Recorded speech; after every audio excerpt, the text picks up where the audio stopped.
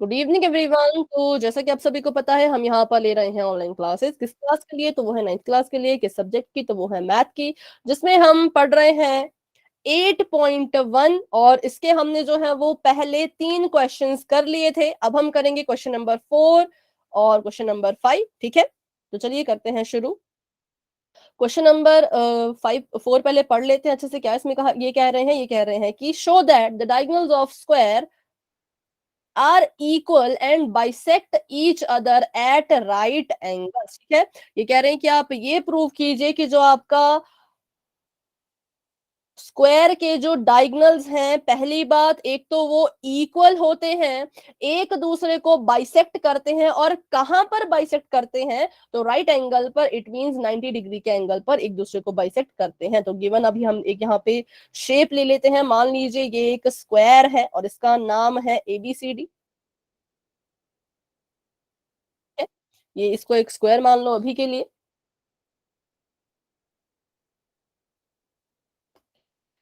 और इसका नाम लिख लिया मैंने ABCD। और इसके कुछ डायगोनल्स भी होंगे, स्क्वायर है तो। क्वाड्रिलेटरल है तो डायगोनल तो होंगे ही होंगे। तो डायगोनल्स भी मैंने इसके यहाँ पे बना दिए DB और AC नाम के। ठीक है, अब मुझे बताइए कि यहाँ पर आपको क्या क्या गिवन है। गिवन हमें बस इतना था कि ABCD इज अ स्क्वायर, क्योंकि ये कह रहे हैं कि शो दैट स्क्वायर के डायगोनल ऐसा करते हैं, वैसा करते हैं, इस एंगल पे बाइसेक्ट होते हैं। तो इसका मतलब इन्होंने यहाँ पर ये कहा है कि ABCD इज अ स्क्वायर। तो अगर ABCD एक स्क्वायर है तो बताओ इसमें क्या क्या क्वालिटीज होंगी? मैम इसके एंगल्स मैम राइट इसके एंगल्स डायगोनल्स होंगे। इक्वल होंगे और एंगल 90 डिग्री के होंगे। एंड के डायगोनल्स 90 डिग्री पे बाइसेक्ट करेंगे। ठीक है, पर अभी हम जो है वो इस प्रॉपर्टी को नहीं लिख पाएंगे कि इसके जो एंगल्स है वो 90 डिग्री पे बाइसेक्ट करेंगे, क्योंकि ये चीज हमें प्रूव करने के लिए कही है। ठीक है, तो अभी के लिए इसको हम नहीं लिख सकते। अभी के लिए हम बस इतना ही लिखेंगे कि इसके सारे एंगल्स इक्वल है, 90 डिग्री के हैं। और दूसरी चीज हम ये लिखेंगे कि इसकी जो ऑल साइड्स हैं वो भी क्या है, एक दूसरे के इक्वल है। दो ही क्वालिटीज अभी हम इसकी लिख पाएंगे। ठीक है, और ऑपोजिट साइड्स पैरेलल है, ये लिखना चाहो तो ये भी लिख लो।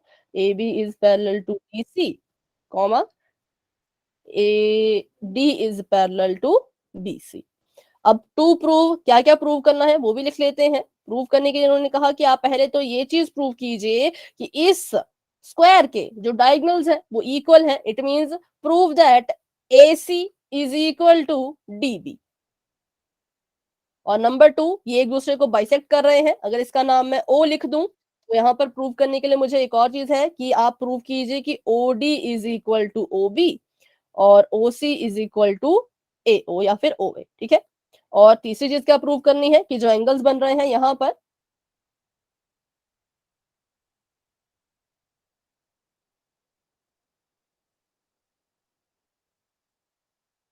वो कितने डिग्री के हैं? 90 डिग्री से। इसका नाम अगर 1 है, 2 है, 3 है, 4 है, तो ये भी हमने प्रूव करना है कि angle 1 is equal to angle 2 is equal to angle 3 is equal to angle 4 is equal to 90 degree. तो जैसे कि हमने देखा कि हमें प्रूव करना है डायगोनल्स इक्वल है, तो हम उन्हीं ट्राइंगल्स को पहले लेंगे जिसमें हमें दोनों के दोनों डायगोनल्स जो है वो नजर आ रहे हैं आते हुए। तो पहले इसका प्रूफ लिख लेते हैं।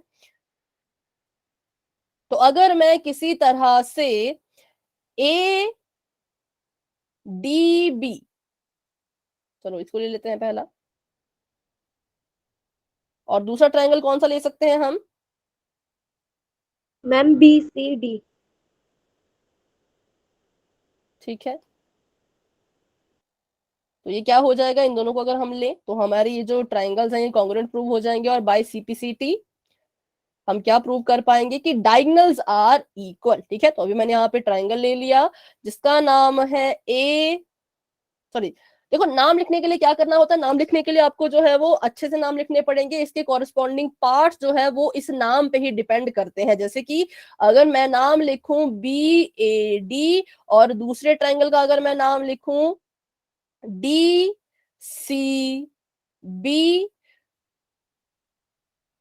तो इसका मतलब आपका जो बी पॉइंट है वो उल्टा कर लेते हैं नाम यहाँ पर, मतलब नाम लिखने का भी एक तरीका होता है, वो आपको मैं समझा रही हूँ अभी के लिए, ठीक है। DCB, तो जो आपका ए है वो सी के कॉरेस्पॉन्डिंग है, इसका मतलब, क्योंकि दोनों बी सेंटर में है, तो इसका मतलब जो आपके एंगल्स हैं AC वो एक दूसरे के कॉरेस्पॉन्डिंग होंगे। तो चलिए बताइए पहली चीज जो आपको BAD और DCB में नजर आ रही हो, जिसको आप इक्वल या फिर कॉमन कह सकते हैं। Ma'am AD is equal to BC। ठीक है, पहली चीज हम यहाँ पे लिख सकते हैं कि जो आपका AD है वो BC के इक्वल है, क्योंकि ये क्या है, स्क्वायर की साइड्स हैं, ये हमें गिवन है। और बात करें एक और उसकी, तो मैम कॉमन है BD। ठीक, BD जो है वो कॉमन है, और ma'am AB is equal to CD।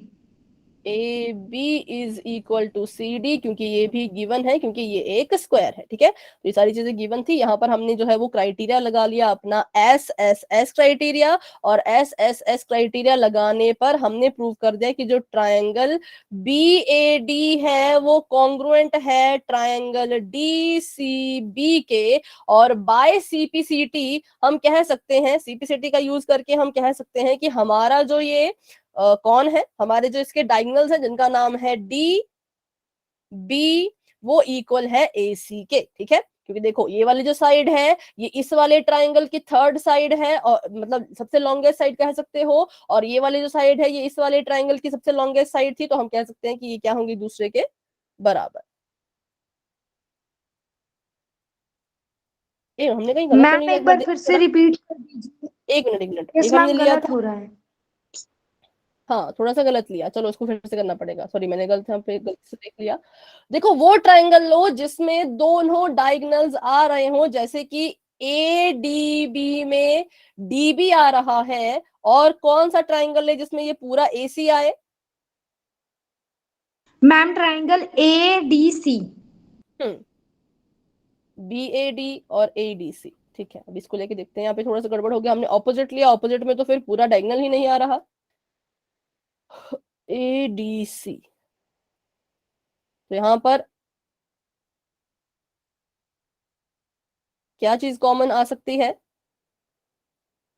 Ma'am DC। नहीं, क्योंकि DC तो एक में ही है ना, AD। मैम आपने कौन कौन से ट्राइंगल लिए हैं एक बार फिर बता दीजिए। इसको एक मिनट रुकिए, यहाँ पर एक आपका ट्रायंगल है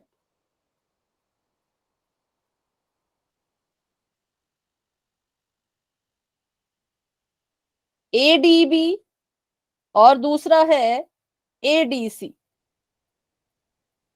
तो ऐसे देख लेते हैं एक बार इसमें कुछ कॉमन आएगा भी या नहीं। तो हमने कहा कि DB कॉमन है, ठीक है, ये हो जाएगा इसके बराबर, ठीक है।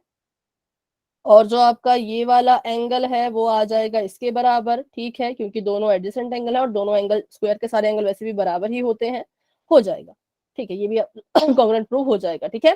तो ध्यान से देखिए इस दोनों ट्रायंगल में क्या हुआ, इन दोनों ट्रायंगल में जो हमने कॉमन लिया वो AD जो है वो दोनों में कॉमन आ रहा था। आप भी देखिए इस ट्रायंगल, इस पूरे क्वाड्रिलेटर को या स्क्वायर को अच्छे से, जो हमने कहा कि AD जो है वो क्या है, AD के इक्वल, क्योंकि ये कॉमन है। और दूसरी चीज अगर हम देखें तो ma'am AB BAD, equal to DC। हाँ कौन सा, AB is equal to DC और CD कुछ भी बोल सकते हैं। हाँ ठीक है, AB is equal to DC। और तीसरा मैंने कहा कि आपका जो ये वाला एंगल होगा जो इस पॉइंट पे बन रहा होगा, ठीक है, वो जो है इसके क्या हो जाएगा, इक्वल हो जाएगा। क्यों, क्योंकि ये दोनों भी तो 90 90 के हैं, और ये स्क्वायर के एंगल है तो 90 होते हैं, तो हम कह सकते हैं कि जो आपका एंगल है जिसका नाम है BAD वो इक्वल है एंगल ADC के। देखो जैसा आपके ट्राइंगल का नाम वैसे मैंने एंगल के नाम भी लिखे, क्योंकि यही होता है, आपको नाम लिखने का तरीका भी अच्छे से पता होना चाहिए, ठीक है, फिर आप इसको ऐसे लिख सकते हो। तो ये कितने के हैं, ये तीनों जो, ये दोनों जो है वो 90 डिग्री के, तो हम कह सकते हैं कि ये कैसे एंगल्स हुए, ये जो है एक दूसरे के इक्वल हुए, ठीक है। और AB इक्वल टू DC, क्योंकि ये गिवन है, क्योंकि ये स्क्वायर का है, स्क्वायर की साइड्स है, तो यहाँ पर कौन सा क्राइटेरिया लग गया, यहाँ पर क्राइटेरिया लग गया हमारे पास SA एस, और यहां पर अगर हम देखें तो हमने ट्रायंगल बी ए डी को कॉन्ग्रुएंट प्रूव कर दिया है किसके, तो ट्रायंगल ए डी सी के। अब हम कह सकते हैं कि जो हमारा ए डी है वो वो बी डी के इक्वल आ गया। ठीक है, क्योंकि यहां पर क्या हुआ, सीपीसीटी का हमने यूज किया, तो जो लॉन्गेस्ट साइड है आपकी एक ट्रायंगल की वो कॉरस्पॉन्डिंग हो जाएगी दूसरे ट्रायंगल के लॉन्गेस्ट साइड से। और बाय सीपीसीटी हमने अपनी पहली चीज प्रूव कर दी है कि ये क्या है, ये जो इसके डायगोनल्स हैं एक दूसरे के इक्वल है। ठीक है, तो फर्स्ट पार्ट अगर आपको समझ आ चुका है तो आप वाई टाइप कर सकते हैं, डाउट है तो फिर से पूछ लीजिए। मैम रिपीट कर। ठीक है, रिपीट करते हैं, देखो यहाँ पर ध्यान से। हमने प्रूव करना है किसी तरह से कि आपका जो ये डायगोनल है वो एक दूसरे के इक्वल है। तो हमने ट्राइंगल लिया एक, तो पहले ये वाला, ठीक है, और दूसरा हमने जो ट्राइंगल लिया वो हमने लिया इसके साथ वाला जो इसके एडजेसेंट है, इन दोनों को हमने लिया। तो हमने देखा कि इसकी जो साइड है AC वो BD के कॉरेस्पॉन्डिंग है, क्योंकि ये दोनों ही क्या है, अपने अपने ट्राइंगल के सबसे लॉन्गेस्ट साइड्स हैं, तो इनको हम एक दूसरे के कॉरेस्पॉन्डिंग ले सकते हैं। ठीक है, या फिर ऐसे देखा जाए तो ये आपको दिख रहा होगा कि ये वाला जो ट्राइंगल है, अगर यहाँ पर ऐसे में 90 डिग्री का एंगल बनाऊं, ये ऐसे को खड़ा है, और ये वाला जो ट्राइंगल है इस यहाँ पे 90 का कोण बनाऊं तो ऐसे को खड़ा है। तो मतलब इसकी जो ये वाली साइड है वो मुझे इसके कॉरेस्पॉन्डिंग दिख रही है, ये वाली साइड मुझे इसके कॉरेस्पॉन्डिंग दिख रही है, और ये मुझे यहाँ पर कॉमन नजर आ रही है। फिर से देख लीजिए, ये वाली साइड इसके कॉरेस्पॉन्डिंग, ये वाली साइड इसके कॉरेस्पॉन्डिंग, और ये वाली तो है ही कॉमन। तो इस हिसाब से हमने अगर अगर हम इन दोनों ट्राइंगल्स को कॉन्ग्रुएंट प्रूव कर दें तो हम प्रूव कर पाएंगे कि ए बी जो है वो डीसी के इक्वल है, किसका यूज करके, सीपीसीटी का यूज करके। तो एक ट्राइंगल हमने लिया था ABD नाम का, और दूसरा ट्राइंगल हमने लिया हुआ है ADC। ठीक है, फिर हमने कहा कि इस ट्राइंगल को कॉन्ग्रुएंट प्रूव करने के लिए जो आपका AB है वो CD के बराबर है। क्यों? क्योंकि हमें पता है ये स्क्वायर की साइड्स है, और स्क्वायर की साइड्स क्या होती हैं, तो एक दूसरे के इक्वल होती हैं। और AD जो यहाँ से कॉमन आ गई, AD को हम कहेंगे ये कॉमन है, और ये आ जाएगी इसके इक्वल। और मैंने कहा कि ये वाला जो एंगल इस ट्राइंगल पे बनेगा इस पॉइंट पर, वो एंगल इसके जो है वो इक्वल होगा। क्यों? क्योंकि ये एक स्क्वायर है, और स्क्वायर के सारे एंगल्स इक्वल होते हैं, इसलिए ये वाला एंगल भी इसके इक्वल आ जाएगा। दो साइड्स इक्वल आ गई, एक एंगल इक्वल आ गया, SAS क्राइटेरिया जो है वो हमने यूज कर लिया। और बाय सीपीसीटी ये वाली साइड इस वाली साइड के कॉरेस्पॉन्डिंग है, तो corresponding parts of congruent triangle भी इक्वल ही होते हैं। दैट्स व्हाई हमने कहा कि जो आपका AC है वो BD के इक्वल है। ठीक है, अभी भी कोई डाउट है तो पूछ लीजिए। No ma'am. ठीक है, चलिए तो अभी बढ़ते हैं अपने सेकंड पार्ट मैम की तरफ। जैसे कि आपने ये ट्राइंगल ए बी, मैम हाँ जी, हाँ जी, फिर से पूछिए। मैम जैसे आपने ट्राइंगल ए बी डी लिया और ए डी सी लिया,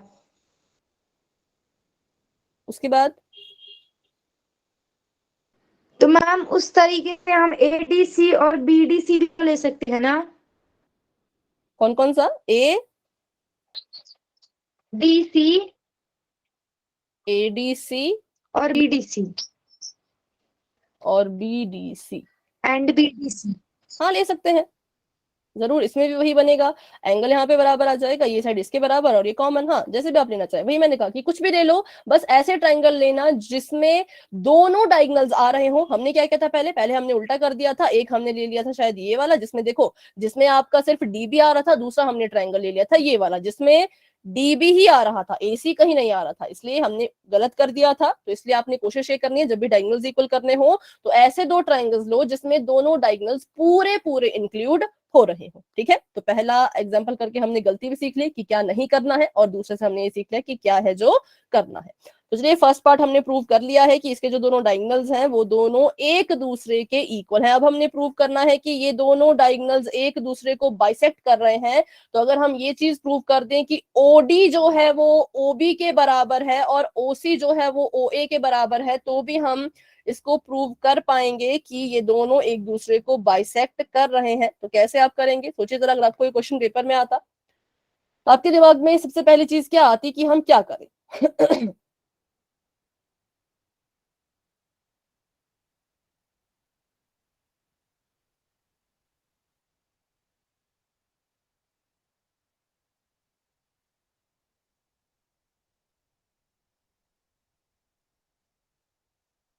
बताइए।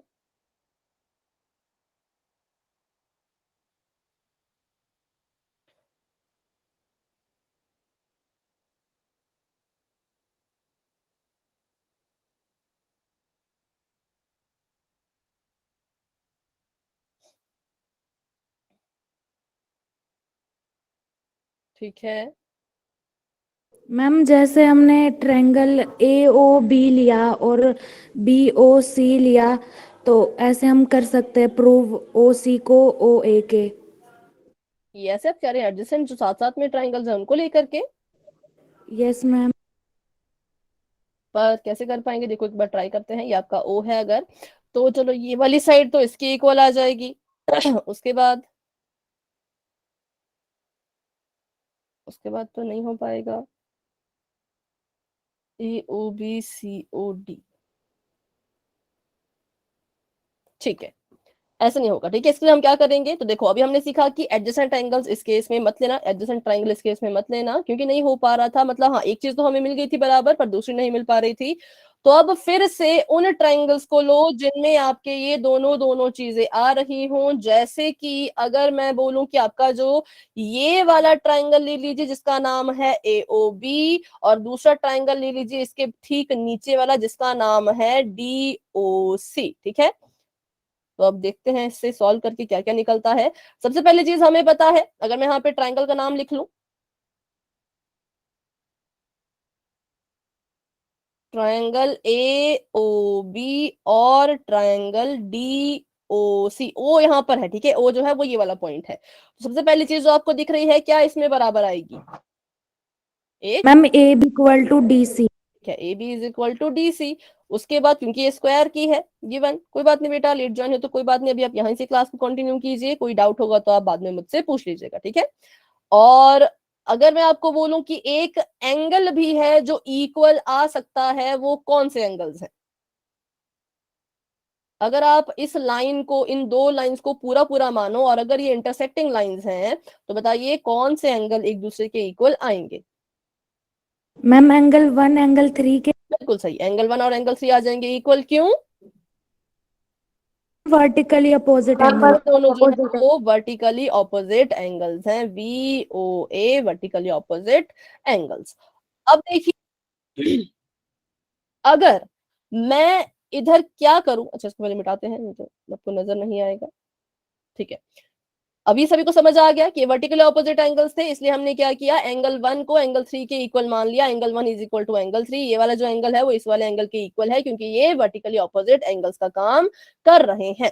वैसे ही अगर मैं यहाँ पर नाम दे दूं इस एंगल को एंगल एक्स और इस एंगल को एंगल वाई, तो एक्स और वाई भी इक्वल होंगे, क्योंकि हमें पता है अगर ये स्क्वायर है तो स्क्वायर तो एक पैरेललोग्राम होता है, और अगर ये एक पैरेललोग्राम है तो इसकी लाइंस जो है ये दोनों पैरेलल होंगी, और अगर ये लाइंस पैरेलल हैं तो इनको बीच से कट करती हुई जाएगी एक ट्रांसवर्सल, और बनाएगी एंगल जो कि बन रहा है एक ये वाला जो कि इस ट्रायंगल का है, और दूसरा ये वाला जो कि दूसरे ट्रायंगल का है। तो मैम ऑल्टरनेट इंटीरियर एंगल्स। बिल्कुल सही है, ये यहाँ पर बन रहे हैं अल्टरनेट इंटीरियर एंगल, जिससे हम कह सकते हैं कि जो आपका एंगल एक्स है वो एंगल वाई के बराबर होगा। एंगल 1 और 3 क्यों बराबर हुए? क्योंकि एंगल 1 और 3 है अल्टरनेट इंटीरियर एंगल, इसलिए हम कहेंगे angle 1 is equal to angle 3 vertically opposite angles. और एंगल एक्स एंगल वाई के बराबर क्यों हुआ? क्योंकि ये थे अल्टरनेट इंटीरियर एंगल। क्यों? क्योंकि ये एक क्या है, ये एक स्क्वायर है, स्क्वायर एक पैरेललोग्राम भी तो होता है,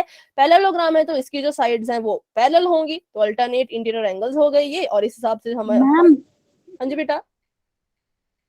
मैम जैसे हम यहाँ एक्स वाई लिख रहे हैं, तो हमें डायग्राम में भी दिखाना पड़ेगा ना कहाँ पे एक्स वाई है। हाँ, आपको जरूर, आपको बेशक दिखाना पड़ेगा डायग्राम में एक्स वाई क्या है, नहीं तो आप इसका नाम भी लिख सकते हैं, जैसे कि इसका नाम हो जाएगा बी ए सी एंगल। ठीक है, इसका नाम हो जाएगा, अगर आप नाम लिखना चाहे तो इसका नाम होगा पूरा बी ए सी, पूरा यहां से यहां तक। ठीक है, क्योंकि लाइंस में देख रहे हैं ना हम, अब हमने ट्रायंगल नहीं देखना, अब हमने लाइन की बात कर रहे हैं, तो पूरा नाम लिखो बी ए सी, और इसका नाम हो जाएगा ए सी डी। ठीक है, एंगल का नाम अगर लिखना चाहें तो यहाँ पे क्राइटेरिया लग गया आपके पास, एक साइड दो एंगल, मतलब ए एस ए क्राइटेरिया। और यहाँ पर अगर आप सीपीसीटी का यूज करें तो कौन कौन सी साइड्स अब इक्वल आ सकती हैं? हम O A equal to O. By CPCT and OD is equal to OD। O A is equal to O C, क्योंकि ये वाली साइड इसके कॉरेस्पॉन्डिंग है, ये वाली साइड इसके कॉरेस्पॉन्डिंग है, तो ओ ए ओ सी और ओ बी जो है वो ओ डी के इक्वल आ जाएगा बाय सीपीसीटी।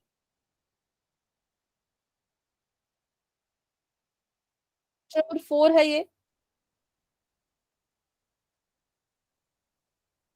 ठीक है, चलो बताओ अभी कोई डाउट इसमें? No ma'am. एक ही उससे एक मतलब एक ही इससे हमने इन दो ऑपोजिट ट्राइंगल्स को लेकर के हमने जो है वो दोनों प्रूव कर दिए कि ये दोनों कैसे हैं, ये दोनों जो डायगोनल्स हैं वो क्या कर रहे हैं, एक दूसरे को बाइसेक्ट कर रहे हैं। पहली चीज प्रूव हो चुकी है, दूसरी और तीसरी चीज भी प्रूव हो चुकी है, मतलब ओ डी ओ बी के बराबर, ओ सी ओ ए के बराबर प्रूव हो चुका है। अब हमने प्रूव करना है कि ये जो एंगल्स हैं ये सारे के सारे कैसे हैं, 90 डिग्रीज के हैं, ये हमने प्रूव करना है। तो चलिए बढ़ते हैं अब इसकी तरफ। तो इसको भी के लिए मैं मिटा देती हूँ। तो ये हमने किया था रेक्टेंगल के केस में भी, है ना। तो चलिए करते हैं शुरू। इस फिगर को मैं फिर से यहाँ ड्रॉ कर लेती हूँ। ये आपके पास एक स्क्वायर मान लीजिए,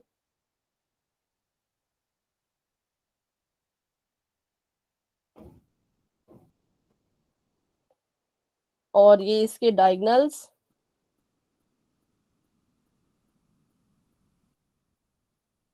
ए बी सी डी, ठीक है। अब हमने जो है वो प्रूव करना है कि इसके जो एंगल्स हैं वो 90 डिग्रीज के हैं। तो अगर हम प्रूव कर दें कि ये वाला एंगल और ये, अच्छा बाइसेक्ट वाला करना, सॉरी ये नहीं, ये तो हमें दिया है। अच्छा हमें प्रूव करना है कि ये वाले जो एंगल्स हैं वो 90 के हैं, ये वाला, ठीक है। तो इसके लिए हमें एडजेसेंट एंगल्स को जो है वो क्या प्रूव करना पड़ेगा, कॉन्ग्रुएंट प्रूव करना पड़ेगा। एक मिनट, सेकंड पार्ट करवा रहे हो? सेकंड पार्ट मतलब सेकंड नहीं, लास्ट। ये मैम जो आपके बाइसेक्ट वाला। ये जो यहाँ पे ट्राइंगल्स है, ये जो एंगल्स है ना, ये 90 के। अभी देखो, अभी हमने प्रूव कर दिया कि डायगोनल जो है वो इक्वल है, और हमने ये भी प्रूव कर दिया कि डायगोनल जो है वो एक दूसरे को बाइसेक्ट भी कर रहे हैं। अब हमें प्रूव करना है कि ये जो एंगल है 1 2 3 और 4, ये सारे के सारे भी 90 डिग्रीज के एंगल हैं, ठीक है। तो अगर हम ये ओके प्रूव मैम। कर दें, किसी तरह से अगर हम ये प्रूव कर दें कि आपके जो ये दोनों एंगल्स हैं ये इक्वल हैं, तो हम ऐसा देखो, ध्यान से देखना इस बात को, ध्यान से सीखिएगा। अगर हम किसी तरह से ये प्रूव कर दें कि ये वाला एंगल इस वाले एंगल के बराबर, मतलब किन्हीं भी दो एडजेसेंट एंगल को, मैं नहीं कह रही कि इसको करो, आपका मन करता है आप इसको और इसको कर लो, इसको और इसको कर लो, ठीक है। किन्हीं भी दो एडजेसेंट एंगल्स को अगर आप इक्वल प्रूव कर दें तो हम कह सकते हैं कि ये लीनियर पेयर बन रहा है, और लीनियर पेयर जब बनेगा तो 180 का होगा। दोनों एंगल अगर इक्वल है और उनको फिर हम वैल्यू उनकी रिप्लेस करते हैं, ऐसे करते करते हमारा एक एंगल 90 का आ जाएगा, एक 90 का आ गया तो फिर उसी करके सारे के सारे एंगल भी 90 के आ जाएंगे। किस किस को ये चीज समझ आई? वाई टाइप करें, जो जाते हैं रिपीट करें तो आप रिपीट करने के लिए भी बता सकते हो। मैम हाँ मैम जी, एक बार रिपीट कर दीजिए। ठीक है। मैम तो मुझे बाइसेक्ट वाला रिपीट समझ कर नहीं दो। आया। एक मिनट फिर से बताएं बेटा। मैम मुझे जो आपने बाइसेक्ट वाला बताया था ना वो समझ नहीं आया। बाइसेक्ट मतलब डायगोनल्स का, यस मैम। ठीक है, उसको भी हम करेंगे। पहले एंगल वाला कर लेते हैं, ठीक है, फिर हम बाइसेक्शन वाला भी करेंगे। चलो, तो पहले इसको देख लेते हैं एक बार। मैंने कहा कि अगर आप किन्हीं भी दो एडजेसेंट एंगल्स को इक्वल प्रूव कर दो, मतलब आप ऐसा प्रूव कर दो कि एंगल 1 जो है वो एंगल 2 के बराबर है, तो हम देख पा रहे हैं कि 1 और 2 बराबर भी हैं, और 1 और 2 जो है वो लीनियर पेयर भी बना रहे हैं, ठीक है। तो अगर 1 और 2 एक दूसरे के बराबर है तो यहां से आ जाएगा एंगल 1 प्लस एंगल 1, क्योंकि देखो 2 की वैल्यू को रिप्लेस करके आप 1 लिख सकते हो, क्योंकि दोनों बराबर तो है। तो 1 लिखो 2 लिखो एक ही बात है, तो आ जाएगा 180। और इसको जब आप सॉल्व करेंगे तो सॉल्व करते करते एंगल 1 जो है वो 90 डिग्री आ जाएगा। अगर एंगल 1 90 है तो एंगल 2 भी 90 होगा, एंगल 2 90 है तो एंगल 4 भी 90 होगा, क्योंकि वर्टिकली ऑपोजिट है। एंगल 1 90 है तो एंगल 3 भी 90 होगा, क्योंकि ये भी वर्टिकल ऑपोजिट है। तो ऐसे करते करते सारे के सारे एंगल जो है वो 90 डिग्री के प्रूव हो जाएंगे। अभी कोई डाउट है? No ma'am. लेकिन हमें शुरू कहाँ से करना पड़ेगा? शुरू हमें एडजेसेंट एंगल से ही करना पड़ेगा। तो चलिए करते हैं शुरू। अभी इनको मैं बताती हूँ कौन कौन से हम ट्रायंगल लेंगे। एक ट्रायंगल हम लेंगे एओडी, एक ट्रायंगल हम लेंगे एओबी। एडजेसेंट एंगल्स को इक्वल प्रूव करना है तो एडजेसेंट ट्रायंगल्स ही लीजिए। एक मिनट, चलो अब बताइए मुझे इसके बारे में आप क्या क्या कह सकते हैं। Triangle A O ma'am D, इसमें एडी एबी के इक्वल होगा। ए और D, ma'am A O common है। A B, A O, A और ओ ओ, मैम कॉमन है। ओडी भी ओबी के इक्वल होगा क्योंकि हमने प्रूफ किया था ऊपर। ठीक है, कौन सा? OD is equal to BD, बिल्कुल सही, वेरी गुड। तो ओडी हम कह सकते हैं कि ओबी के इक्वल है, नो तो इससे ma'am, OD is equal to OB. OD ही है बेटा, ये ओडी।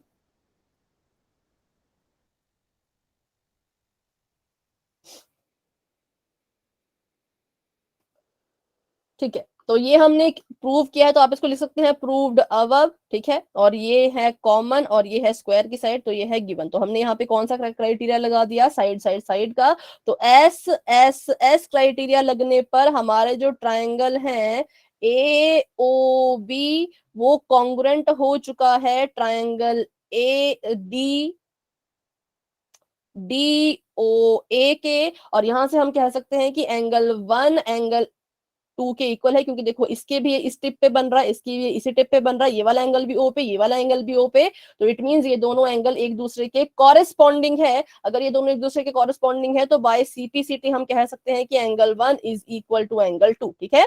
बाय सीपीसीटी हमने कह दिया कि 1 2 के इक्वल है, और हमें पता है कि एंगल 1 और एंगल 2 तो लीनियर पेयर भी बना रहे हैं। तो हम लिख देंगे angle 1 plus angle 2 is equal to 180। क्यों? क्योंकि ये लीनियर पेयर ऑफ एंगल्स है, ठीक है।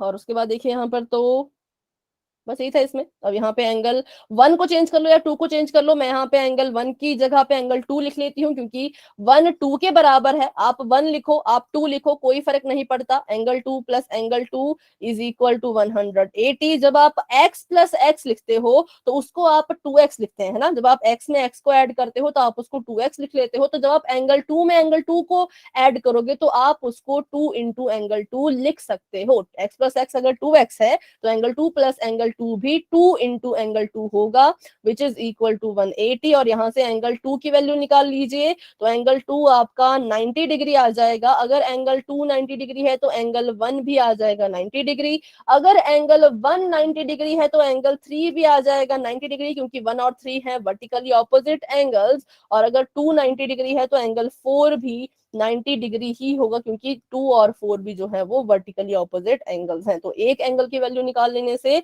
सारे के सारे एंगल्स आपको जो है वो मिल गए, और उनका मेजरमेंट भी मिल गया कि सभी एंगल्स यहाँ पर 90 90 डिग्रीज के हैं, ठीक है। तो इसमें किसी को कोई डाउट है? No ma'am. ठीक है, तो अभी इसको मिटाते हैं और अभी बाइसेक्शन वाला देख लेते हैं एक बार फिर से कि बाइसेक्शन वाला हमने कैसे किया था। आपको पूछा गया है कि आपके जो डायगोनल्स हैं वो बाइसेक्ट हो रहे हैं, ये आपने प्रूव करना है। तो इसको प्रूव करने के लिए फिर से इसको करते हैं, मिटाते हैं और बनाते हैं इसकी फिगर को फिर से, ठीक है। ये हमारा एक स्क्वायर मान लीजिए,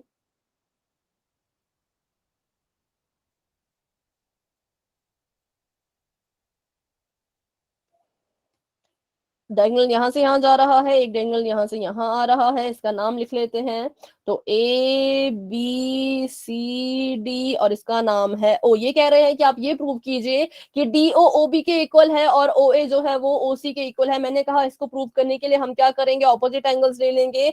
हमने एक ये वाला ट्राइंगल ले लिया, और एक जो है वो हमने ये वाला ट्राइंगल ले लिया, और इनके बीच में अब हमने इन दोनों को कॉन्ग्रुएंट प्रूव करवाना है। क्योंकि अगर ये कॉन्ग्रुएंट प्रूव हो गए तो ये वाली जो लाइन है ये इसके कॉरेस्पॉन्डिंग है, और ये वाली जो लाइन है ये इसके कॉरेस्पॉन्डिंग है। तो ऐसे करके हम प्रूव कर सकते हैं कि BO is equal to OD और AO is equal to OC। तो इसको हमने कॉन्ग्रुएंट प्रूव करना शुरू किया, तो पहली चीज जो यहाँ से निकल के आई वो ये निकल के आई कि AB जो लाइन है वो DC के इक्वल है, क्योंकि ये स्क्वायर की लाइंस हैं, ठीक है। स्क्वायर की साइड्स हैं जो कि इक्वल होती हैं। फिर हमने कहा कि जो एंगल यहाँ पर बन रहा होगा और जो यहाँ पर बन रहा है वो एंगल भी इक्वल होंगे, क्योंकि इसको ध्यान से देखो तो ये दोनों जो यहाँ पर लाइंस जा रही हैं ये एक इंटरसेक्टिंग लाइंस का काम कर रही हैं। तो ऊपर नीचे जो एंगल्स बनते हैं किसी भी इंटरसेक्टिंग साइड के वो वर्टिकली ऑपोजिट होते हैं। तो हम कह सकते हैं कि आपका जो एंगल है जिसका नाम AOB है वो इक्वल है एंगल DOC के, क्योंकि ये आपस में कैसे एंगल्स हैं, तो ये आपस में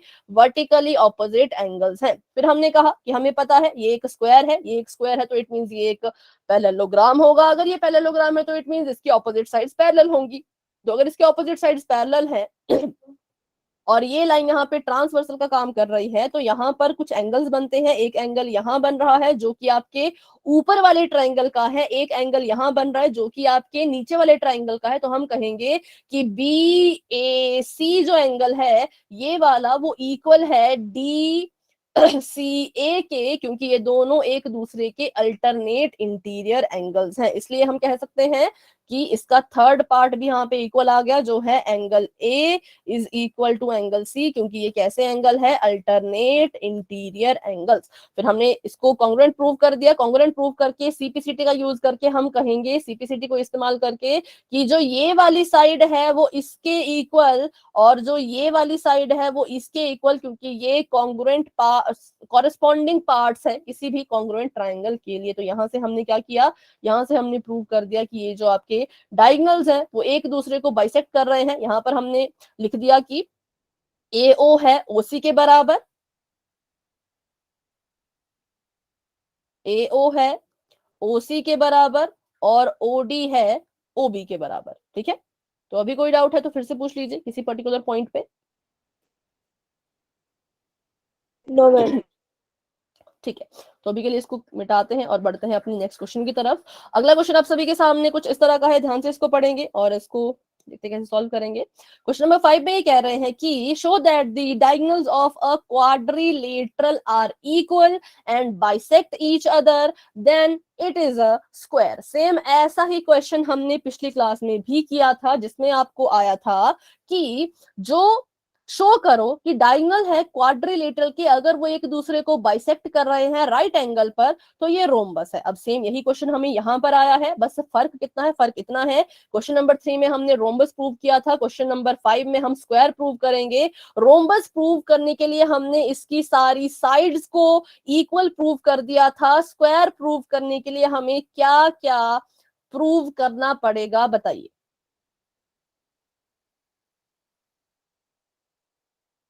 मैम इसकी साइड्स इक्वल करके हम ये प्रूव कर सकते हैं कि ये स्क्वायर है। इसके अगर सिर्फ साइड्स को प्रूव मैम करें तो इसकी स्क्वायर एडजेसेंट साइड अगर इक्वल हो जाए तो? नहीं। देखो पहले आप मेरे ये मतलब आंसर सुनिए कि अगर सिर्फ साइड्स प्रूव करेंगे तो रोम्बस होगा, सिर्फ साइड से स्क्वायर नहीं होता, क्योंकि नो स्क्वायर मैम, की। पहले तो ब्राउन प्रूव करना हो। हाँ जी, फिर से कहें। मैम मैम पहले पैरेललोग्राम प्रूफ कर देंगे, उसके बाद रोम्बस। अगर हम एडजेसेंट साइड इक्वल कर देते हैं तो रोम्बस हो जाएगा। हाँ, रोम्बस हो गया। उसके बाद स्क्वायर प्रूव करने के लिए मैम हमें 90 डिग्री का एंगल भी बताने हमें ये पड़ेंगे। बताना पड़ेगा कि इसके जो ऑल एंगल्स हैं वो 90 डिग्री के हैं, क्योंकि यही तो फर्क होता है एक रोम्बस और एक स्क्वायर में। अगर आप ऑल साइड्स इक्वल प्रूव कर लोगे तो हम थोड़े से कंफ्यूज रहेंगे कि ऑल साइड तो रोम्बस की भी इक्वल होती है, स्क्वायर की भी इक्वल होती है, पर अगर आप एक ये वाली प्रॉपर्टी भी यहाँ पे प्रूव करवा दो कि इसके तो साइड्स भी इक्वल हैं, सारे के सारे एंगल्स भी इक्वल हैं जो कि 90 डिग्री के हैं, तो हमें स्पष्ट बिल्कुल क्लियरली पता लग जाएगा कि यहाँ पर बात किसकी हो रही है, स्क्वायर की। ठीक है, तो अभी अगर आपको क्वेश्चन नंबर 3 और क्वेश्चन नंबर 5 में कोई भी डाउट है तो पूछ लीजिए। अगर आपको भी समझ आ गया कि इनमें क्या डिफरेंस है तो आप वाई टाइप कर सकते हो।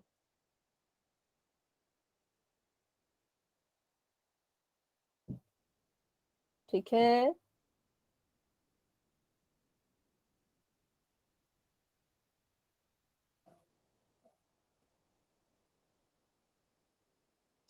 चलिए तो अभी के लिए इसको मिटाते हैं। अब मुझे याद आया कि हमने 90 डिग्री के एंगल जब प्रूव किए थे एक पैरेललोग्राम में, है ना, कब किए थे, जब हमने उसको रेक्टेंगल प्रूव करना था।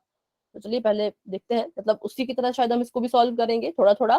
पहले तो हमें इसकी सारी साइड्स इक्वल प्रूव करनी है, तो पहले तो इसकी शेप बना लेते हैं। सबसे पहली चीज, ये पैरेललोग्राम नहीं है, ये बस एक क्वाड्रिलेटरल है। क्वाड्रिलेटरल की ऐसी कोई प्रॉपर्टीज नहीं होती, सिंपल होता है, बस इसमें 4 साइड्स होती है और एंगल सम प्रॉपर्टी इसकी 360 इतना ही इसके पास होता है। ठीक है, तो यहाँ पर ये आगे इसके डायगोनल्स और इसका नाम है ABCD। तो बताइए कैसे आप इसकी साइड्स को इक्वल प्रूव करेंगे, सेम वैसे ही जैसे आपने क्वेश्चन नंबर 3 में किया था। ठीक है, तो अभी के लिए लिख लेते हैं। पहले तो ABCD क्या है, ABCD इज अ क्वाड्रिलेटरल, और इसमें कुछ भी खासियत नहीं है। प्रूव क्या क्या करना है, प्रूव हमने करना है कि it is a square. To prove, तो पहली चीज जो हम यहाँ पर प्रूव करेंगे वो ये प्रूव करेंगे कि इसकी जो सारी की सारी साइड्स हैं, AB is equal to BC is equal to CD। तो मेरा DO ही लगता है, सच में आप कह रहे हो, ठीक है, ढंग से लिखती हूँ मैं इसको, CD is equal to AD। ठीक है, ये चीज आपने प्रूव करनी है, और दूसरी चीज जो आपने प्रूव करनी है वो ये आपको प्रूव करना पड़ेगा कि एंगल ए जो है वो एंगल बी के इक्वल है, एंगल बी एंगल सी के इक्वल है, एंगल सी एंगल डी के इक्वल है, और सारे ही 90 डिग्रीज के इक्वल है। करते हैं शुरू। और कुछ दिया है क्या गिवन में? मैंने लिखा नहीं, सॉरी, दिया था गिवन में, बहुत कुछ दिया था। चलो यहाँ से इसको ऊपर लिख यस लेती हूँ मैं। मैम, इनके बाइसेक्टर्स। ठीक है, क्योंकि उसके बिना तो कुछ नहीं हो पाएगा ना, सिर्फ क्वाड्रिलेटरल तो कुछ नहीं करता।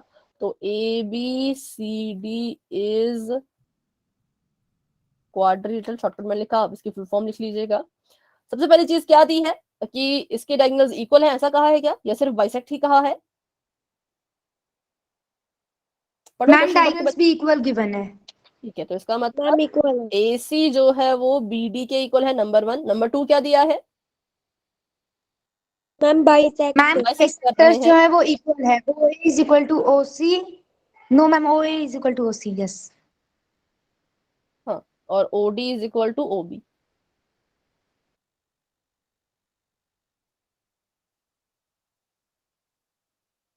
और मैम राइट एंगल। मैम बस ठीक है, गिवन है। Angle 1, angle 2, angle 3, angle 4 is equal to 90 degree. तो ये आपका आ गया, मतलब यहाँ पर जो एंगल बन रहा है और यहाँ पर जो एंगल बन रहा है, यहाँ पर ये सभी 90 डिग्रीज के हैं, और ये पॉइंट जो है उसका नाम है पॉइंट O। ठीक है, तो चलिए जैसे हमने किया था थर्ड क्वेश्चन में, सेम वैसा ही करेंगे। उसमें आपने एक क्वेश्चन पूछा था कि क्या हम ऑपोजिट ना लेकर के एडजेसेंट एडजेसेंट लेके करें, तो जी हाँ, वो बिल्कुल ठीक है। पर उसके लिए एक मेरी एडवाइस है कि अगर आपको क्वेश्चन आता है 3 मार्क्स का, तो आप जरूर एक ही बार प्रूव करो, किन्हीं दो एंगल्स को लेकर के एक बार एडजेसेंट प्रूव कर लो और फिर सिमिलरली लिख लो। ठीक है, अगर आपको क्वेश्चन थोड़ा बड़ा आता है, मान लीजिए 5 मार्क्स का आ गया, तो फिर आप कोशिश करना कि कम से कम 2 बार आप ये चीज प्रूव करो और बाकी 2 बार सिमिलरली करके लिख लो। ठीक है, क्योंकि जो आपकी वेटेज होती है क्वेश्चन की, वो भी कभी कभी मैटर करती है। तो अगर छोटा क्वेश्चन है तो एक बार प्रूव कर लो किसी भी 2 ट्रायंगल को लेकर के, फिर सिमिलरली करके लिख लेना कि अगर इसमें ऐसा है तो इनमें भी ऐसा ही होगा। लेकिन अगर क्वेश्चन थोड़ा सा बड़ा है तो फिर आप 2 बार कर लेना। ठीक है, अब इसका प्रूफ करते हैं। प्रूफ के लिए वही करेंगे हम, क्यों ना हम इसकी एडजेसेंट ट्राइंगल्स को लेकर के इसकी एडजेसेंट साइड्स को इक्वल प्रूव कर ले। तो AD आ जाएगा DC के इक्वल, DC आ जाएगा BC के इक्वल, BC आ जाएगा AB के इक्वल, AB आ जाएगा AD के इक्वल, तो सारी की सारी साइड्स भी इक्वल हो जाएंगे। ऑपोजिट वाला करना है, ऑपोजिट वाला भी कर सकते हैं आप, लेकिन आपको ऑपोजिट वाले में ऑपोजिट साइड्स भी इक्वल प्रूव करनी पड़ेंगी, और उन ऑपोजिट साइड्स के एडजेसेंट जो है वो भी इक्वल प्रूव करनी पड़ेगी। ठीक है, तो अभी के लिए हम एडजेसेंट ही देखते हैं, ज्यादा इसमें डीप नहीं जाएंगे। तो अगर मैं ट्राइंगल ले लूं, कौन सा? Ma'am AOB। AOB। ठीक है, AOB ले लीजिए, और इसके एडजेसेंट कोई सा भी ट्राइंगल ले लो। तो मैं ले लेती मैम हूँ एंगल AD। BOC। ठीक है, ये एडजेसेंट, ऑपोजिट नहीं, इसके एडजेसेंट। ठीक है, तो बताइए कैसे इसको हम कर सकते हैं प्रूव। कॉन्ग्रुएंट, पहले नाम लिख लेते हैं मैम AO ट्राइंगल। कॉमन है। मैम हाँ जी,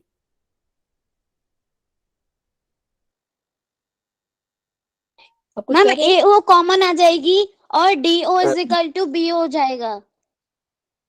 AO आपका आ गया और common, ma'am A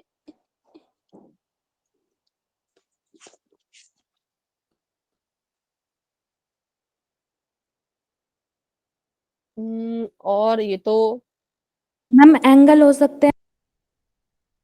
OD is equal to OB, क्योंकि ये इसके डायगोनल है, बाइसेक्ट हो रहे हैं, ये हमें गिवन था। और एंगल तो नहीं आ सकते, एंगल इसमें पर कोई भी इक्वल मैम नहीं ए आएगा। साइड अगर कॉमन आप, भी तो। हाँ, एक साइड कॉमन हो गई, एक साइड आपका डायगोनल था, और तीसरा तीसरा तो हम इसमें कुछ नहीं कर पाए। मैम तो अगर यहाँ एंगल पर इक्वल तो गिवन है 90 डिग्री। कौन सा वाला बेटा? अच्छा, ये गिवन है, ठीक मैम है, जो ठीक ये है। 90 डिग्री दे रखे हैं। हाँ, तब हो सकता है ये वाला जो आपका एंगल है, यहाँ पर जो बन रहा है और यहाँ पर जो बन रहा है 1 और 2, ये दोनों 90 के, तो लिख लो। हाँ, इसको आप लिख सकते हैं कि angle 1 is equal to angle 2, क्योंकि ये दोनों ही 90 डिग्री के हैं, इसलिए हम कहेंगे कि ये भी हमें गिवन था। तो यहाँ से 3 चीजें हमारे पास आ चुकी हैं, 2 साइड्स और एक एंगल। तो SAS क्राइटेरिया यहाँ पर हमने यूज कर लिया, और यहाँ से CPCT लगाइए, तो क्या प्रूव हो जाएगा by CPCT? Ma'am A B equal to A D. Equal to AD। ठीक है, कि हमारा जो ए बी ए डी है वो किसके बराबर है, वो ए बी के इक्वल है। फिर आप कर सकते हैं सिमिलरली कह के, ठीक है, सिमिलरली करके कि सिमिलरली अगर आप किस किस ट्राइंगल में ऐसा करेंगे, सिमिलरली अगर आप triangle D O C and triangle BOC में ऐसा करते हो तो आपकी जो DC साइड है वो BC के इक्वल आ जाएगी। और सिमिलरली अगर आप ट्रायंगल जिसमें AOB और ट्रायंगल BOC में ऐसा करते हो तो AB और BC इक्वल आ जाएगी। AB BC के इक्वल है, BC DC के इक्वल है और AB AD के इक्वल भी है। तो इसको पूरा जब हम इसको कंक्लूड करेंगे तो हमें पता लग जाएगा कि सारी की सारी साइड जो है वो इक्वल है। ठीक है, इसको हम ज्यादा डिटेल में नहीं सीखेंगे क्योंकि पिछले क्वेश्चन नंबर 3 में भी किया था, लेकिन किसी को अगर डाउट है तो पूछ लो। मैम हाँ जी, मैम जब मैं मतलब ना इससे पहले जो स्कूल में मेरी मैम थी उन्होंने बताया था कि अगर कोई क्वाड्रिलेटरल गिवन होता है तो उसको पहले पैरेललोग्राम प्रूफ करना होता है, उसके बाद हम बता रहे कि वो रोम्बस है, स्क्वायर है। मतलब इसमें कोई ऐसा कोई जरूरी है क्या ऐसा करना, मतलब ऐसा पूछ रही हूँ मैं, कुछ इसमें जरूरी है? अगर बिना उसके भी प्रूव हो रहा है तो क्या दिक्कत है इसमें? ऐसा मुझे मतलब यस ये थोड़ा सा डाउट है। मैम। फिर उन्होंने कुछ आंसर मैम दिया था मैंने इसका? ना बिना उसके किया था, मैंने कहा था फिर। तो फिर उन्होंने इसका क्या आंसर दिया था? तो मैम ने कहा था नहीं बेटा पहले पैरेललोग्राम प्रूफ तो करो तभी तो पता चलेगा कि ये रोम्बस है। पर पैरेललोग्राम प्रूव करने की मुझे नहीं लगता कि इसको कोई नीड है। अच्छा ठीक है, तो आप मैम को पूछ लेना कि अगर ओके मैम। पैरेललोग्राम प्रूव करना है तो कैसे करना है, वो आप बता दो, फिर उसके बाद हम देख लेंगे। क्योंकि जैसे अगर हम नेट पे भी इसके आंसर देखते हैं कभी तो वो नहीं मैम होता। रोम्बस प्रूव करने के बाद फिर हमें स्क्वायर भी बताना होगा। हाँ, स्क्वायर भी बता, अभी हमने सिर्फ इसकी साइड्स इक्वल प्रूव किया, अभी हम इसके एंगल्स भी प्रूव करेंगे तो ये स्क्वायर बन जाएगा। ठीक है, तो अभी के लिए इसको मिटाते हैं।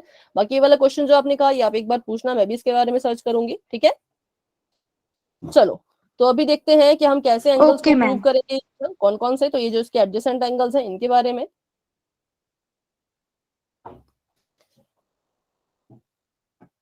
तो सबसे पहले हम यहाँ पर ट्रायंगल ले लेंगे जो हमें बड़े वाले ट्रायंगल दिख रहे हैं, जैसे कि इसका नाम है triangle BAD and triangle BCD। अच्छा, आपने इस क्वेश्चन के लिए पूछा था या फिर किसी और क्वेश्चन के लिए? मैम कोई भी क्वेश्चन अगर क्वाड्रिलेटरल गिवन हो और उसके बाद पैरेललोग्राम के किसी पार्ट में जैसे रोम्बस, स्क्वायर या फिर रेक्टेंगल प्रूफ करने का बोले तो मैम ने कहा था पहले पैरेललोग्राम प्रूफ करना फिर ये प्रूफ करना। ठीक है, तो चलो मैं इसके बारे में पूछूंगी। ठीक है, तो एक ट्रायंगल मैंने यहाँ पे ले लिया BAD और एक ले लेते हैं ट्रायंगल ADC। एडजेसेंट ट्रायंगल मैंने लिए, इसको मिटाते हैं, पहले बनाते हैं फिर से।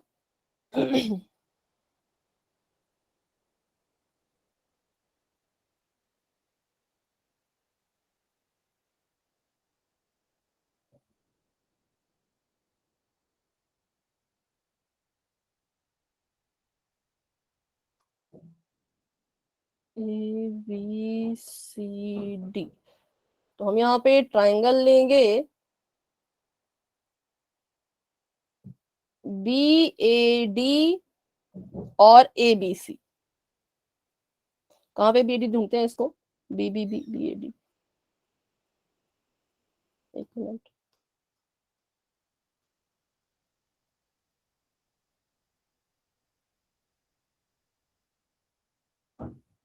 ठीक है, अब इस पॉइंट पे मुझे दिख रहा है कि ये वाला जो एंगल है वो इसके कॉरेस्पॉन्डिंग है। ठीक है, तो अगर मैं किसी तरह से इनको इक्वल प्रूव करके, एडजेसेंट एंगल्स हैं ये, और हमें पता है कि अगर ये स्क्वायर है, चलो इसको बाद में देखेंगे, पहले हमें इतना टारगेट है कि हमारा जो एंगल है AB वो हमको प्रूव करना है इसके। ठीक है, BAD is equal to ABC, BAD ABC। ठीक है, तो बताइए इसमें आप कैसे इसको कॉन्ग्रुएंट प्रूव कर सकते हैं? मैम ए बी तो इक्वल ठीक है, इक्वल नहीं कॉमन। ए बी हमारे पास आ गया है ए बी के इक्वल, क्योंकि ये यहाँ पर हो चुका है कॉमन। और उसके बाद देखिए तो मैम ए सी मैम इक्वल इसमें है डी बी के। ए सी इक्वल है बी डी के, ये भी हमें गिवन है क्योंकि ये इसके क्या है, डायगोनल्स हैं। और बात करें एंगल्स की, तो एंगल्स तो यहाँ पे कुछ हमें नजर नहीं आ रहे थे equal. A D is equal to B C, ठीक है, ए बी कॉमन, ठीक है, B D is equal to A C, ठीक है, ओके। और A D is equal to B C, क्योंकि अभी मैम हमने वो इसको 90 किया है। के देखो ये वाली भी हो जाएगी ना, क्योंकि अभी अभी हमने क्या प्रूव किया है कि ये क्या है, एक स्क्वायर है। Yes, या फिर हाँ, अभी के लिए रोम्बस कह लो या स्क्वायर कह लो, कुछ भी कह लो, अभी हमने ये प्रूव किया कि इसकी साइड्स इक्वल है, तो ये हमने प्रूव किया अबव, तो इसको आप लिख देंगे प्रूव्ड अबव। और जो आपका दूसरा है ये भी आपको गिवन था, तो यहाँ पर लग गया एस एस एस क्राइटेरिया। और एस एस एस क्राइटेरिया से हमारे जो एंगल हैं ए इक्वल आ जाएगा एंगल बी के, ठीक है। ये नाम लिख लो, नाम लिखना तो angle B A D is equal to angle A B C, ऐसा भी आप इसको लिख सकते हैं कि जो आपका एंगल है जिसका नाम है बी ए डी, वो इक्वल है किसके, तो वो एंगल जो है वो इक्वल है ए बी सी के। क्यों? क्योंकि by C P C T ये दोनों एंगल एक दूसरे के कॉरेस्पॉन्डिंग थे, corresponding parts of congruent triangle equal होते हैं। अब जिसमें वही है कि हम नहीं कह सकते कि ये पैरेललोग्राम है अभी के लिए, है ना, ठीक है। तो एक क्वाड, ठीक है, पर क्वाड्रिलेटर में भी वो नहीं होता। चलो, तो अब यहाँ पर हम इसको पैरेललोग्राम तो प्रूव नहीं मैम करेंगे, पर रोम्बस प्रूव कर लेते हैं अभी के लिए। चलो, अभी हमने इसको, हमने कहा कि इसकी साइड्स इक्वल है, तो हम कहेंगे कि ए बी सी डी अभी के लिए हमारे पास एक रोम्बस प्रूव हो गया है, ठीक है। और अगर ये एक रोम्बस है, देखो मुझे नहीं लगता कि पैरेललोग्राम प्रूव करने की जरूरत है, क्योंकि अगर हमने इसको रोम्बस प्रूव कर दिया तो ऑब्वियस सी बात है कि ये पैरेललोग्राम होगा ही होगा। क्योंकि अगर ये रोम्बस है, अगर इसमें सारी वो क्वालिटीज आ रही हैं जो रोम्बस में होती है, तो इट मींस ये पैरेललोग्राम भी होगा ही होगा, क्योंकि पैरेललोग्राम ही तो आगे चल के रोम्बस का एक, मतलब रोम्बस उसका एक टाइप बना, ठीक है। फिर भी आप एक बार कंफर्म कर लीजिएगा, अभी के लिए इस चीज को हम नहीं लेते, अभी के लिए हम अपने उससे करते हैं जो भी हमने सीखा है कि एबीसीडी अगर एक रोम्बस है तो इट मींस ये पैरेललोग्राम भी होगा। और अगर हम ध्यान से देखें तो रोम्बस हो या किसी भी तरह का कोई भी पैरेललोग्राम हो, उसमें क्या होता है, जो एडजेसेंट एंगल्स होते हैं वो एक दूसरे के कैसे होते हैं, सप्लीमेंट्री होते हैं, ठीक है। एडजेसेंट एंगल जो है वो सप्लीमेंट्री है, तो हम कह सकते हैं कि आपका जो एंगल ए है उसमें जब आप एंगल बी को ऐड करेंगे तो 180 डिग्री आएगा। क्यों? क्योंकि ये एडजेसेंट एंगल्स हैं, ठीक है। ये कैसे एंगल हैं? एडजेसेंट एंगल्स हैं। और हमने अभी अभी प्रूव किया कि एंगल ए जो है वो एंगल बी के इक्वल है।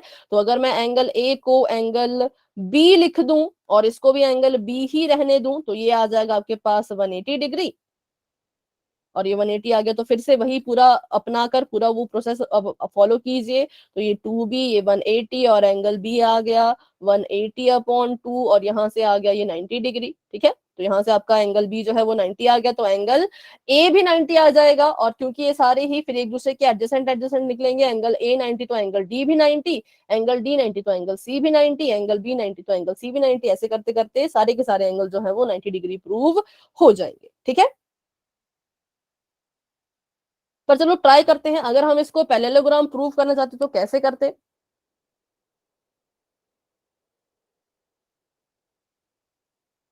मैम ने ये नहीं बताया कि कैसे करेंगे, मतलब इसका तरीका नहीं बताया क्या, सिर्फ इतना ही बताया कि इसको प्रूव करना पड़ेगा।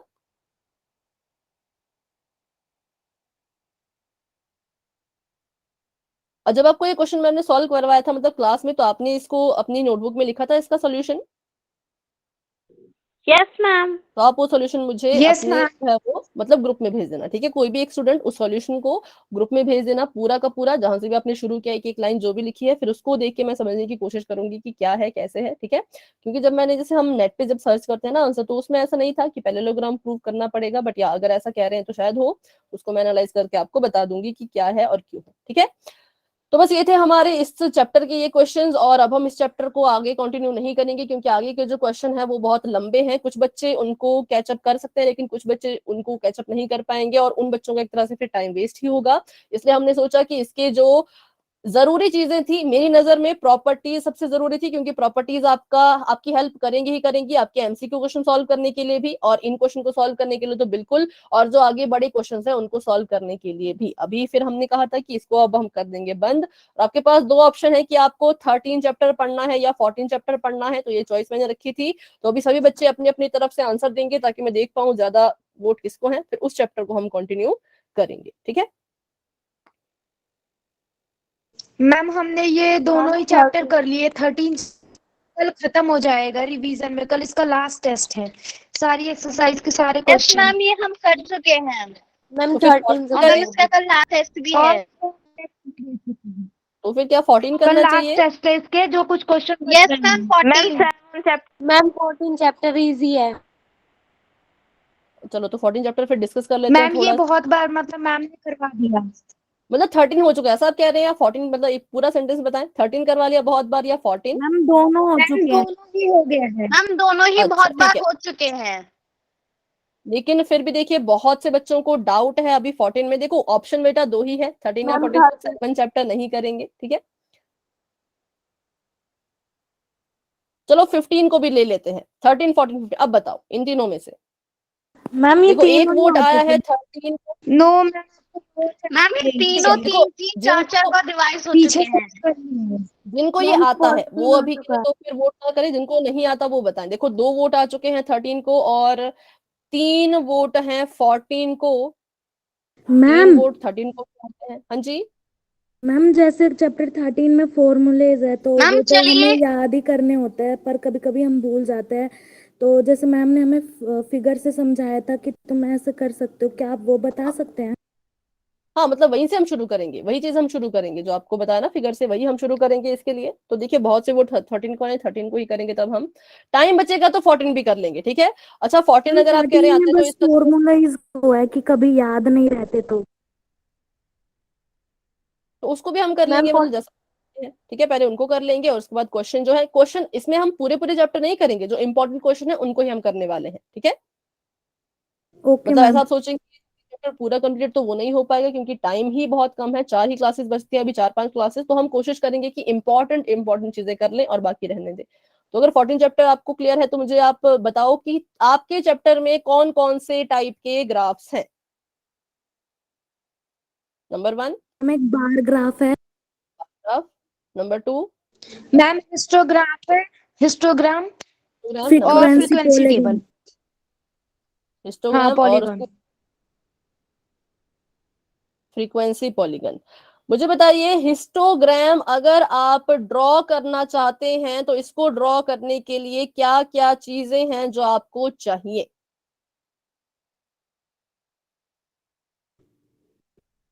मैम इसमें हम गैप नहीं छोड़ते, जैसे हम बार ग्राफ में एक बनाने के बाद गैप छोड़ते हैं, इसमें हम गैप नहीं छोड़ते हैं। हाँ लेकिन देखो मान लो अगर आपको क्वेश्चन आया, आपको कैसे पता लगेगा कि हिस्टोग्राम बनाना है या बार ग्राफ बनाना है? मैम जब हिस्टोग्राम मैम बनाते हैं उसमें ना, तो हमें वो जो इंटरवल्स क्वेश्चंस दिए होते हैं होते जैसे हैं।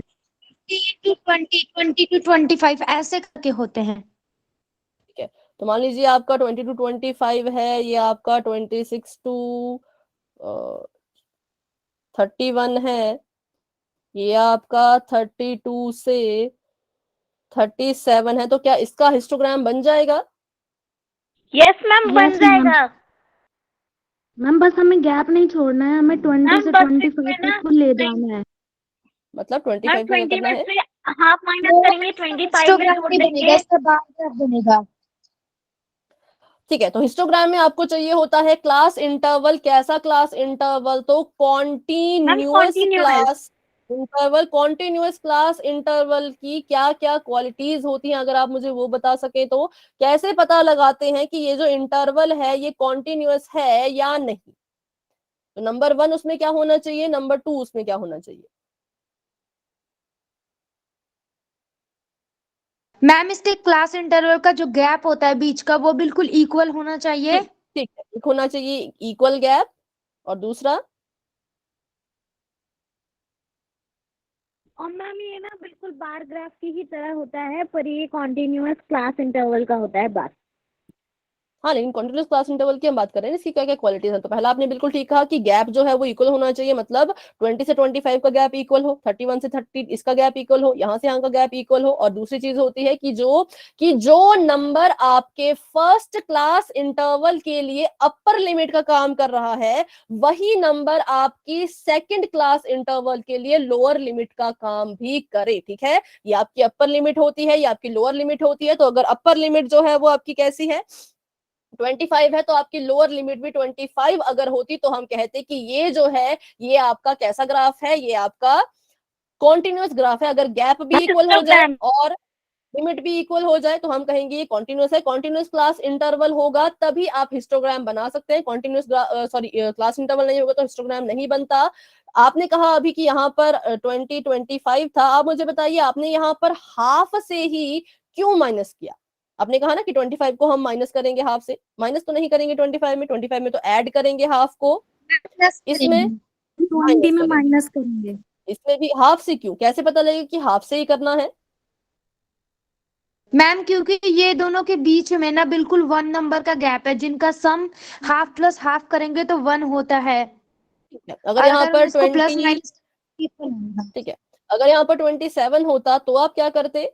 तो आप किससे माइनस और प्लस मैम करते? प्लस 1 कर देते और प्लस माइनस 1 कर देते। ठीक है, क्योंकि 25 और 27 के बीच में डिफरेंस 2 है, तो 2/2 कीजिए तो 1 आएगा। तो इस नंबर से आपने ऐड और सब्ट्रैक्ट करना होता है।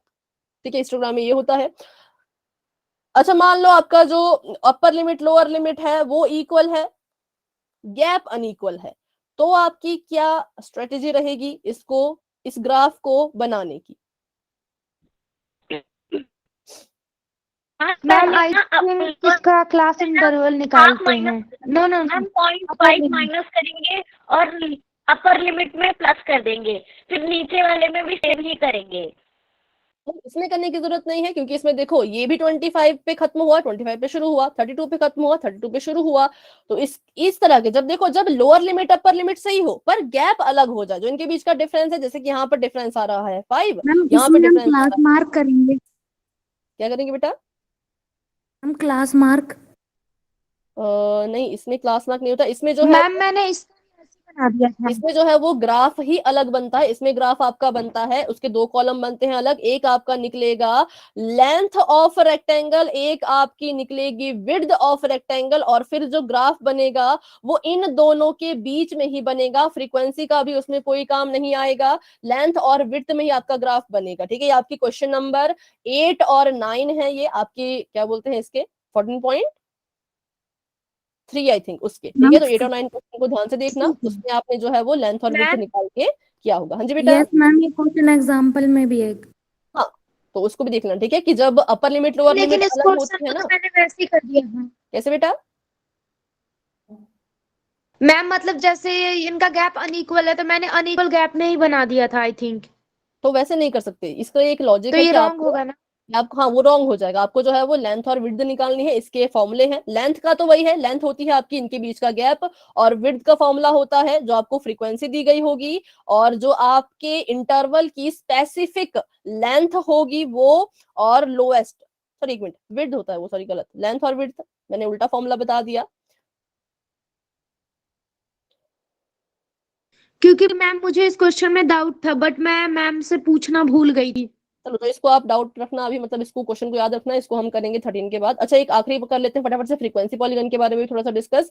हिस्टोग्राम के लिए हमें चाहिए कॉन्टिन्यूअस इंटरवल। कॉन्टिन्यूअस इंटरवल की दो क्वालिटीज होती हैं, गैप भी इक्वल हो, और दूसरी चीज जो अपर लिमिट है वही नीचे के लिए लोअर का काम कर रही हो, जो इसकी अपर है वो नीचे के लिए लोअर का काम कर रही हो, जो इसकी अपर है वो नीचे के लिए लोअर का काम कर रही हो, इसको कहते हैं हम कॉन्टिन्यूअस। अगर इसमें दोनों क्वालिटी होंगी तो वो आपका कॉन्टिन्यूअस होगा। अगर एक में डिफेक्ट आ गया तो उस डिफेक्ट को पहले ठीक करना पड़ता है, फिर ग्राफ बनता है। ठीक है, बात करें फ्रीक्वेंसी पॉलीगन की, तो फ्रीक्वेंसी पॉलीगन बनाने के लिए क्या चाहिए? मैम क्लास इंटरवल निकालना पड़ता है, जैसे हिस्टोग्राम होता है उसका क्लास इंटरवल निकालेंगे। नो क्लास मैम इंटरवल, और ma'am mid class mark. Point. देखो क्लास इंटरवल गिवन होगा, ठीक है, क्लास मिड इंटरवल आपको गिवन होगा, इसके लिए भी हमें कॉन्टिन्यूअस क्लास इंटरवल ही चाहिए। अगर कॉन्टिन्यूअस होगा बहुत अच्छी बात है, नहीं होगा तो कॉन्टिन्यूअस बनाना पड़ेगा। और सबसे इंपॉर्टेंट इसके लिए हमें चाहिए होता है क्लास मार्क, ठीक है। जो आपका ग्राफ बनता है वो सिर्फ फिर आपके क्लास मार्क और फ्रीक्वेंसी के बीच में बनेगा, क्लास इंटरवल का उसमें कोई रोल नहीं होगा। क्लास इंटरवल का रोल होता है सिर्फ हिस्टोग्राम बनाने के लिए, लेकिन जब फ्रीक्वेंसी पॉलीगन की बात आती है तो क्लास इंटरवल का काम होता है क्लास मार्क निकालने के लिए, और क्लास मार्क और फ्रीक्वेंसी मिलकर के फ्रीक्वेंसी पॉलीगन बनाती है, ठीक है। तो ये था इनके बारे में थोड़ा थोड़ा सा बेसिक, तो इनको ध्यान में रखिएगा। इन तीनों के बारे में एक बार फिर से जब आप अपना चैप्टर रिवाइज करेंगे तो इसका ध्यान रखना, और कोई डाउट होगा तो आप बाद में कभी मुझसे पूछ लेना, ठीक है। तो चलिए अभी के लिए इसको यहीं तक रखते हैं। नेक्स्ट क्लास में हम 13 चैप्टर का थोड़ा सा बेसिक भी पढ़ेंगे, क्वेश्चन के टाइप्स भी पढ़ेंगे, और वहीं से क्लास हम कंटिन्यू करेंगे, ठीक है। तो अभी आज की क्लास को लेकर के किसी भी स्टूडेंट के मन में कोई डाउट है तो आप मुझसे पूछ सकते हैं क्लास में रुक के, लेकिन अगर कोई डाउट नहीं है तो बच्चों आप क्लास को लेफ्ट कर सकते हैं। Good night and bye bye, मिलते हैं अपनी अगली क्लास में। एंड वो भेज देना आंसर, ठीक है।